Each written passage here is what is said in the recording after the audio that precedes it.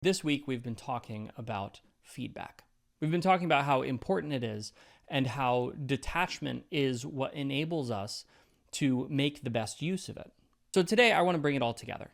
I want to talk about how perspective is the key piece we need if we want to grow in our craft. My name is Seth. I'm a full-time fantasy author. I've written 26 books, and most of them are published. And I make these videos because there are a lot of authors who aren't making it. And I don't want you to be one of them. If we want to develop our skill, if we want to improve our craft, it requires understanding our strengths and weaknesses.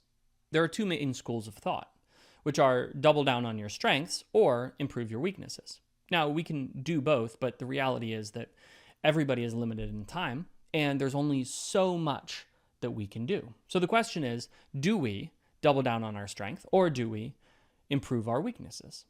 Well, the answer to that is hard.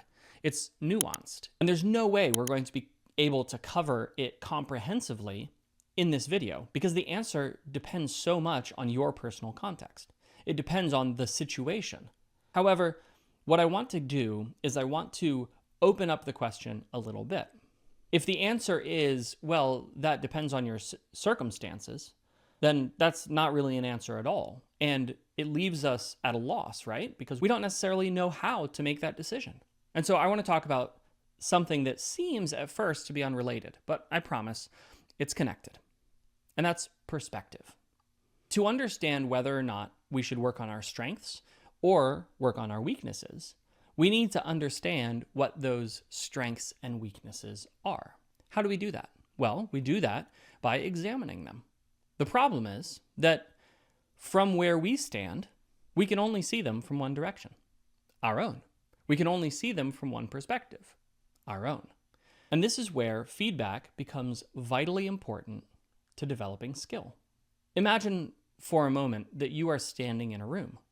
There are 4 walls around you, and each one is painted a different color. Furthermore, there are many objects on each wall that might catch your eye, each filled with incredible detail.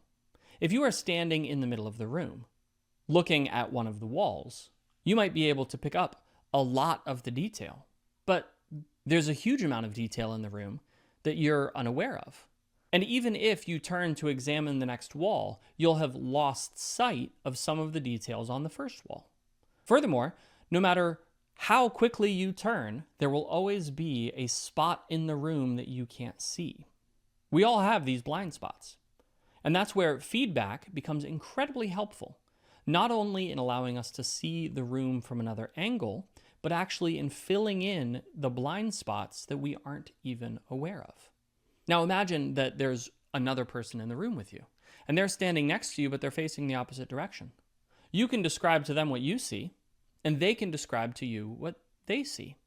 At the end of it, you'll have a more complete picture of the whole situation. Now imagine you added more people in the room.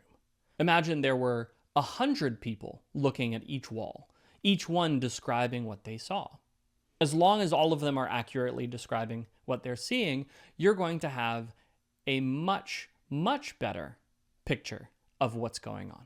Your understanding of the room is going to be even clearer. This is what feedback gives us: a broader perspective, a bigger picture of what's going on. As authors, our job is to convey emotion through the shaping of words. And I cannot tell you how many times I have written something and felt to myself, this is perfect. This is exactly what I want to say. It conveys the exact kind of emotion that I want my reader to have. People are going to love this. And then I've given it to readers, and they've come up with a completely different interpretation. They've come up with a completely different emotion. They've come up with a different way of seeing the same thing. If I had simply written what I had written, sent it out into the world, and never paid attention to the feedback that I got, I would never have known that. Because I was so locked in my mind to my perspective, to my understanding of the world, and the way that those words conveyed emotion, that I simply never would have seen this alternative perspective. But in understanding that alternative perspective, I am better able to shape my words. I'm better able to communicate the emotion that I'm trying to communicate. And so if I fail the first time, it doesn't matter, because I can try again. See, that's the beautiful thing about this, is that it's not one shot. It's not like we write one thing and that's our only chance. And if we don't get it right, we're never going to be a writer. That's not how it works. I know it can feel like that's how it works. It can feel like everything is riding on this single point, but it's not.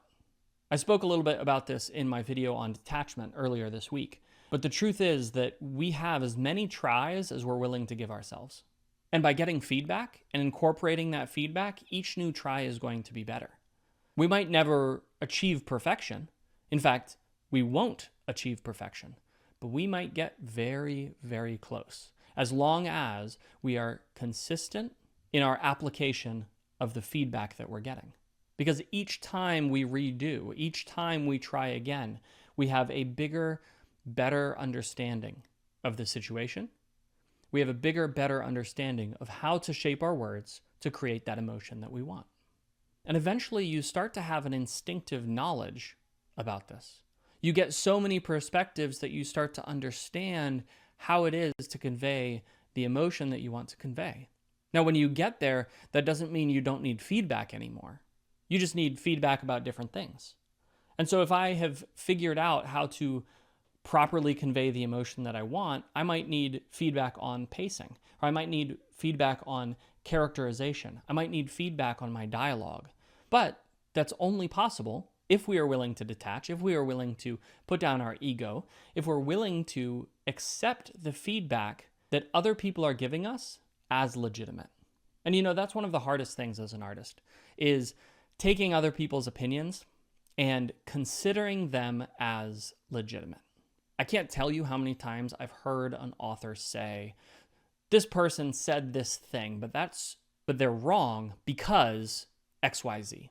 Now, objectively, they might be wrong because of those reasons. It might be that you're trying to do something, you're trying to create a specific thing, and the other person doesn't understand your intent. And so their advice to you or their feedback to you is just not helpful in creating what you want to create. But that is a dangerous position to take. It is dangerous to think to yourself, there's nothing in what's being said here that can help me. And if you want to supercharge your learning, your improvement, you have to take the opposite approach. You have to say, in every piece of feedback, there is something that I can get out of it.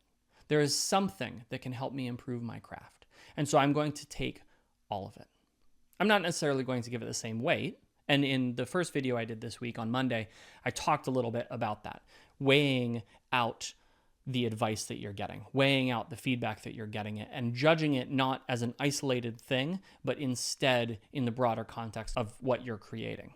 But just as we ask the one question relentlessly, what is one thing I can do to improve? We have to also understand that the feedback we're getting is a perspective. It is somebody else's perspective. And in it will be traces of truth. And so if we can put our ego aside and take apart that feedback, understanding what needs to be embraced and what needs to be discarded, we will fall into a loop of continually improving.